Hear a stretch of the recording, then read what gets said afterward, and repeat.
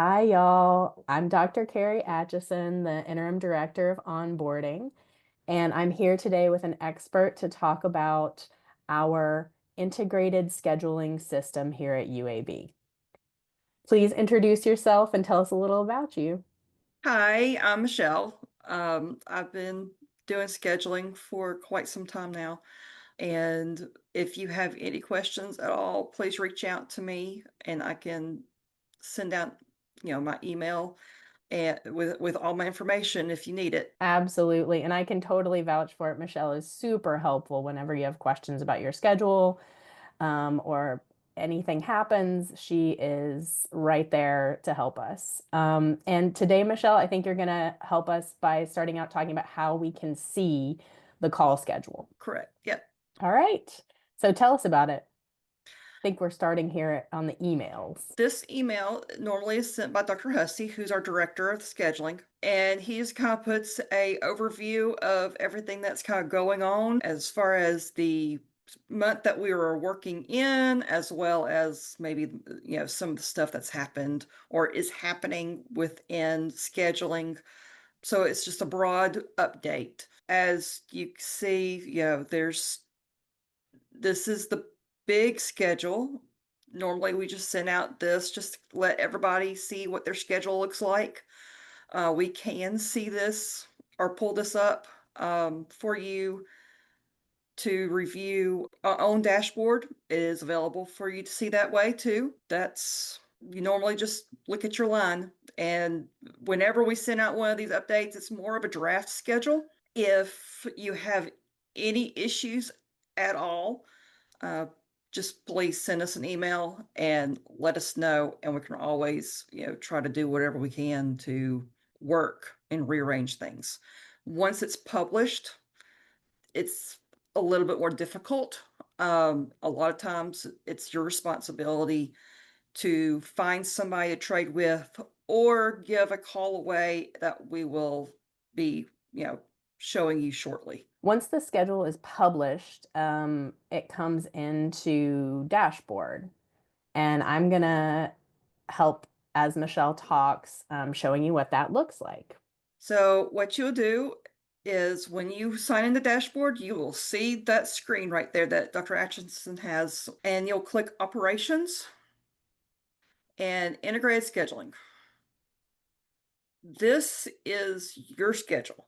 Once you pull it up, it will be specified for you, and we will be working primarily in this schedule here for all call claims, giveaways, and any type of PTO requests.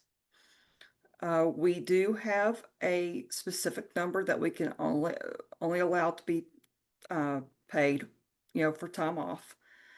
And right now it is divisional base. It's something new that we've been doing. Uh, and I'm not going to give a specific number just yet because it kind of changes and varies with the staffing that we or the OR faculty numbers that we have. Yeah, that's super helpful. So, kind of what you're saying is that this number that you see at the bottom of the list of any given day could include people from all different divisions. So, Right. it's hard, you can't really say exactly what number of, PTO days are available because that may represent a lot of people from MSA or a lot of people from cardiac. And so you Correct. you can't really tell in dashboard. So the best way to figure that out is to ask for help. And the reason why that number is right there is because before we changed it to a divisional based, it was a lump sum number. So it was a first come, first serve. Still be a first come, first serve, depending on what division you are based in. But at the time, everybody was in one grouping, and we could only allow a certain number off. It was usually between that 11 to 12 mark, which is why you see that there. Totally makes sense. Tell us what these icons mean here on the schedule. So the phone icon is for call pickups. The And down below on giveaways available is every call that's available to be picked up. And when you want to pick up a call, you just click that claim button. And that claim button sends it over to us for scheduling. And that's where we approve or whatever you need to do. I say that because there are times where, in the rush of call giveaways, um, accidental pickups can be made. So just in that case, always just either can call me or email me. And best sometimes would be the email just in case I'm gone for the day. And I can delete the call and send it back out for someone else to claim. That's great to know. There's a reason that I'm not clicking on this right now so that Yeah. that doesn't happen. Um, and then tell us a little bit about so this that I'm seeing, so where I'm seeing here, the little time marker means that's your assignment for the day. So since I'm 60% and I'm taking weekend call this weekend, I have some non-scheduled days here. I'm on call tomorrow. I have an academic day following that first call.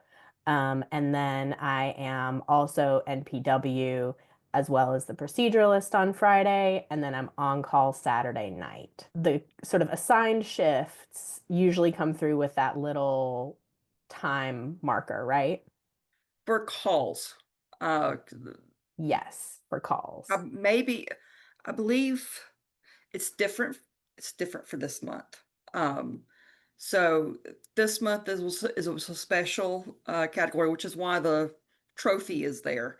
Normally, if the trophy would not be there, it would be the clock symbol, as you see for July. Yep, and I'll just pull up July there where you see the clock symbol comes through for everybody. Yes, So that just happened for to be the way it looked for June of 2025. But yes. this appearance is the more normal appearance for your standard call schedule. For a giveaway call, Dr. Atchison, if you can click on maybe that July 9th right there. Um, that little checkbox right there on your MP4. If that is clicked, that will then go into the giveaway system. If something comes up, you can't take the call, then that you can always give it away for someone else to pick it up. Awesome. It's usually 2 hours for it to show up for everybody, and then whoever wants it can take it.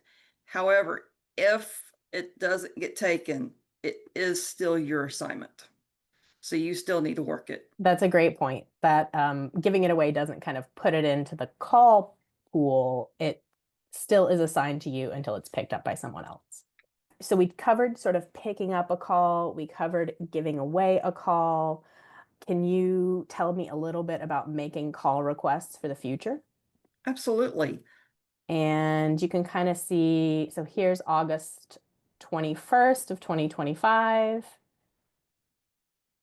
If I wanted to make a request, what would I do?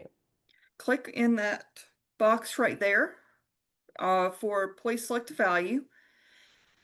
Then this is where you can request any, if you want to have a call assignment.